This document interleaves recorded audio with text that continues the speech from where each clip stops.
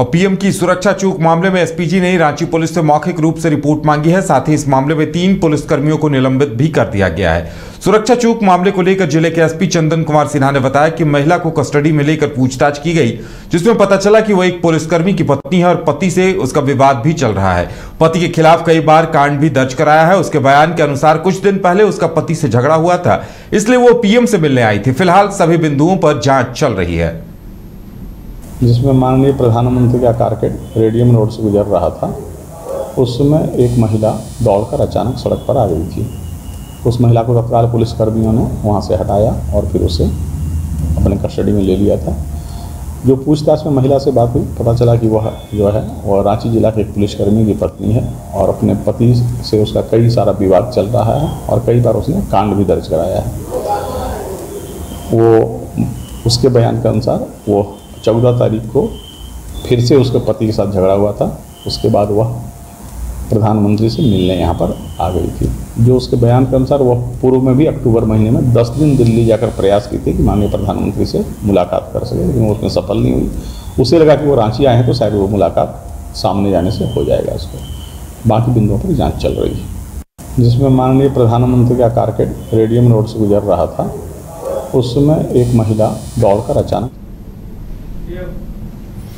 और ज्यादा जानकारी के लिए इस वक्त हमारे साथ हमारे संवाददाता कमल जुड़े हुए हैं, सीधे चलेंगे उनके पास। कमल, क्या कुछ अपडेट मिल रहे हैं इस पूरे मामले को लेकर?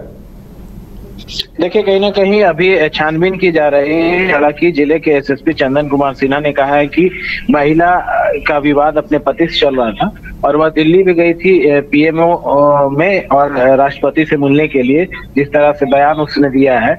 और जब वहां से मुलाकात नहीं हो पाई, पिछले महीने 10 अक्टूबर को गई थी, जिस तरह से एसएसपी ने बताया है।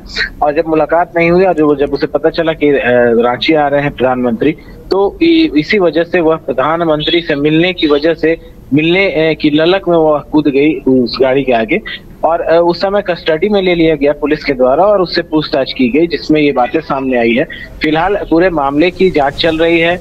वहीं जो मौखिक रूप से एसपीजी की जानकारी भी मांगी गई है महिला को लेकर के कि क्या किस वजह से इस घटना घटी है और लगातार इसको लेकर के जो कहा जा सकता है कि पीएम की सुरक्षा में चूक मामले को लेकर के सबकी निगाहें हैं कि आगे क्या कुछ होता है। फिलहाल 3 लोगों को निलंबित किया गया है। एएसआई और हवलदार जो थे 3 वहां पर जो ड्यूटी पर थे, जिनकी निगरानी में उस इलाके में देखना था पीएम जब क्रॉस करेंगे, उनको निलंबित भी किया गया है। और सवाल कई उठ रहे हैं कि आखिर किस तरह से ये चूक हुई।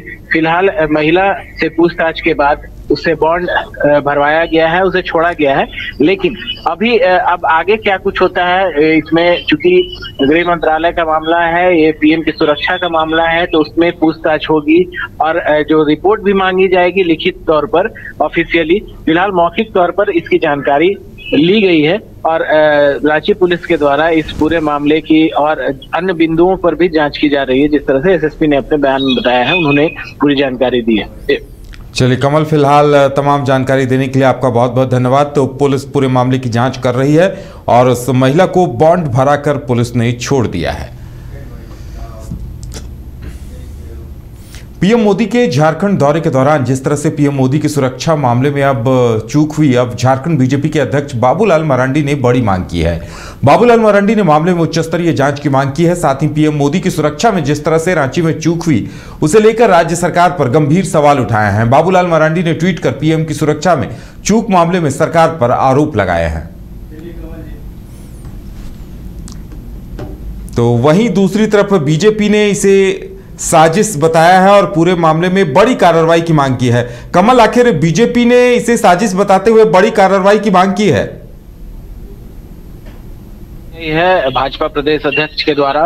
वहीं नेता प्रतिपक्ष अमर कुमार बावरी के द्वारा भी आरोप लगाए गए हैं कि किस तरह से पीएम की सुरक्षा में चूक हुई।